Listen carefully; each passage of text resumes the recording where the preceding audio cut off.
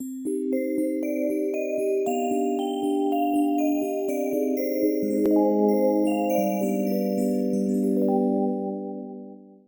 to another week. I'm going to be addressing a new question this week that I would like to give a little piece of insight or inspiration on. And this week's question is how to deal with a friend who's constantly negative. I look at it as from different perspectives on how you can respond. And one would be to have, of course, the heart to heart with your friend, to make sure that you have had a chance to really express how you feel about them, that you care about them. When you're addressing something like that, and it can be seen as criticism, right? If you talk to your friend about their negativity, they can see it as that you're criticizing them, and they can shut down. So first, it's really important to preface just how sincerely you love them, and of course, this is a friend that you care about, and you want to make sure that they know that, and that is where you're coming from, and it's also you're preparing yourself to not make this about you being right, them being wrong, or anything like that. It's about how much you really love this person, how much you care about their health, their happiness, and that you really want to express that. So that's the number one thing you express. And then second, you can express how you've noticed a certain pattern in how they respond to life circumstances, and also how they maybe verbally express themselves, and that you just like to see how you can support them if it's affecting the relationship. You can mention how, and maybe how you see it's affecting their life. But again, it's like speak energetically through how much you love them, so that it's never about making them wrong, but just how much you care. Now, this doesn't mean that they won't have a negative reaction to your feedback or this heart to heart. It just means that you have at least taken the time to really come from a place of love, share how you feel and what you've noticed. And sometimes that's the greatest gift we can give to a friend, because it's friends who are willing to go through the mud and help us see maybe what's happening, and give us their support. So that's a really beautiful gift, especially if you do it from a really true, pure place of love. Of course, there's this other reality of your own frustration, because if you've been dealing with a lot of negativity from them, then you're going to also have your own stuff come up. And that's the stuff that you need to work on your own, and not really involve them. So the second layer of this work is your own personal development work. Why is this triggering you so much? On one level, it makes sense. Nobody really enjoys being around negativity, even though there is the saying that misery loves company. And there is some truth to that. When we're in a negative mindset, we tend to attract others. But if you are really exploring how you're thinking, you realize, no, I'm a pretty positive person, but when I'm around constant negativity like that, it starts to drag you down.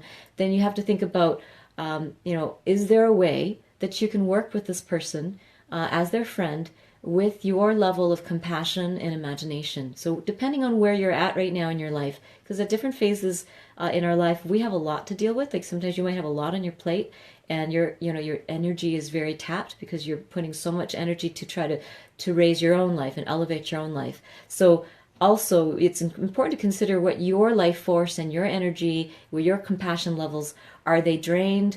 Are you very limited?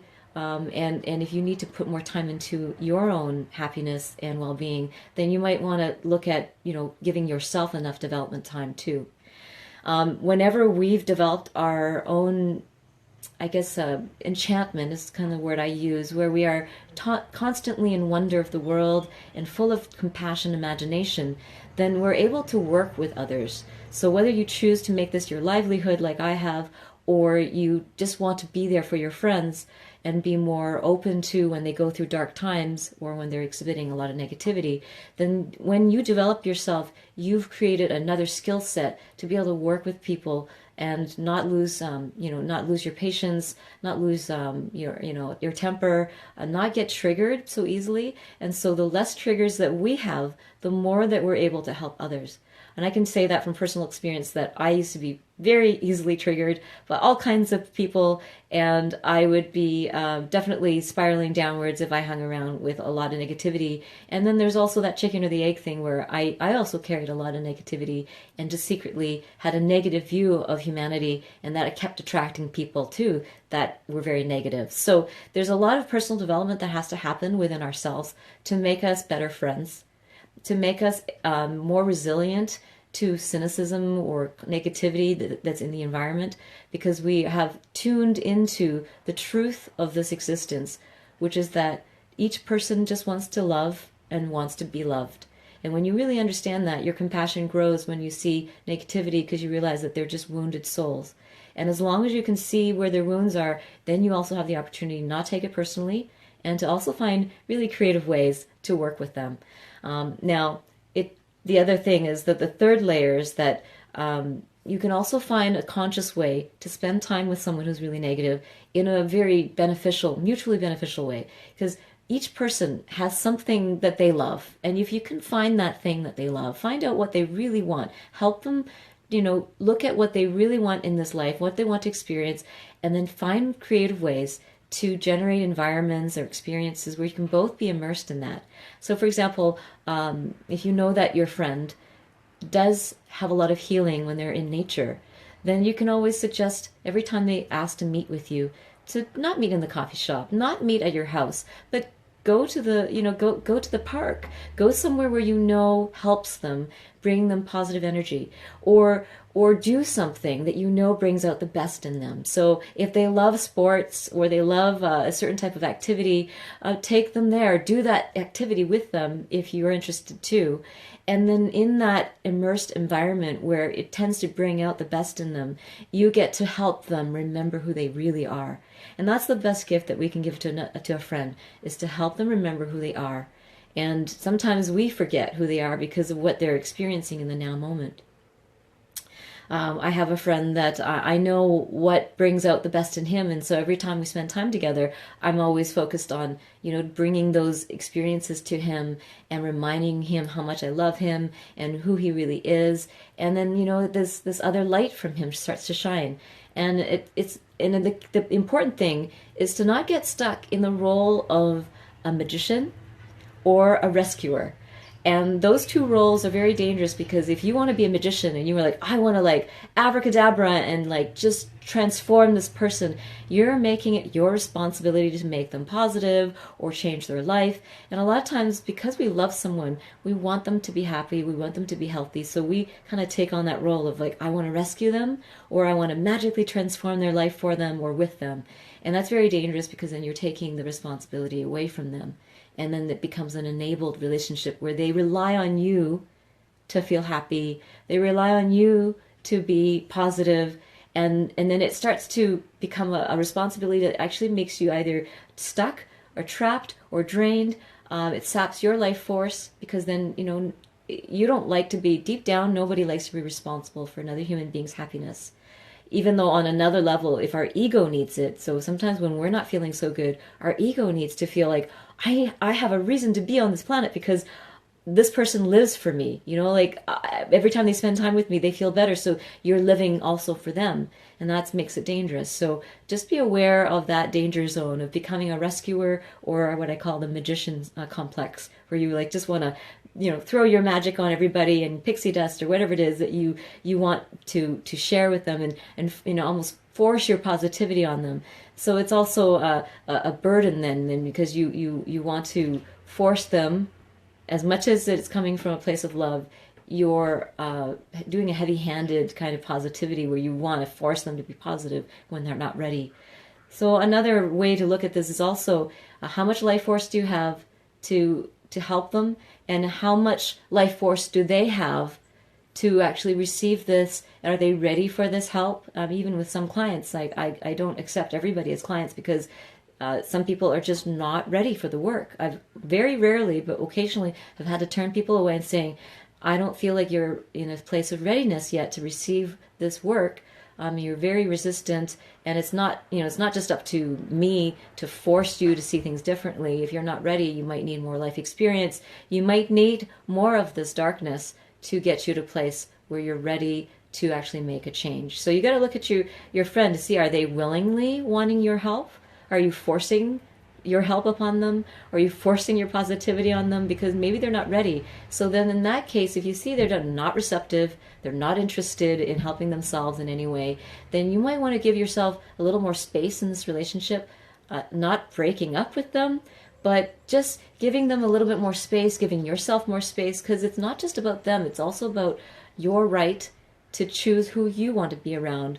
And it's not, people say, well, if you love someone unconditionally, then, you stick with them. It's like, no, unconditional love is a feeling, but you also have boundaries and a right to be treated a certain way. And if they are very negative and throwing negativity on everything that you do, sure, your personal development allows you to handle that, but you also have a right to develop in the way that you'd like. And maybe your development, your incubation, is not served by someone who's constantly shitting on what you're doing. And I say that lovingly because, they're not wanting to hurt you. They just can't help but, sometimes some people just can't help but poo-poo or, or dump on what you're doing because they're not in a good place. And if you're incubating positive energy, you're incubating yourself in this time, you may not be ready for that. And you might have to give them a little space. And you can just let them know, I'm working on myself and I just need some quiet time. I need some more private time, or I need time to be around a certain type of energy. And so again, you can limit your time together, have more space, have a little sabbatical away from your friend. And if they take it personally, that's just more of where they're coming from. And in your heart, it's not personal. It's just that you need the space. Remembering your right to choose who you want to be around with, when you want to be around with them, and that when you're able to hold your compassion and your imagination in a great place, then you're able to help more people. And maybe you can't help this particular friend at this time, but your development work will help everyone you meet one day. And so anytime you spend time away to grow, you're going to help everyone around you. And so let them know that you want to help everyone and that you need to be in a better place yourself. And if they notice you're still hanging out with people, it's not that you're not being social. It's just that you need to be very conscious about where you're cultivating your time, who you're around. And this is not about breaking up. This is about development. And so when you know that it's about development, then you're not rejecting them. And then when you know that, deep down, they'll feel that truth too. So this is such a big question, and I'd love to spend more time on it. But I want to make this just little simple bits that you can take with you. So I'm going to summarize. Have the heart-to-heart if you feel like you have the right mind space to be able to communicate with them how you feel. You have to be ready for this heart-to-heart to come from, love. And even if you don't, sometimes we're like, oh, we have to be perfect, we have to be enlightened before we approach someone. But even,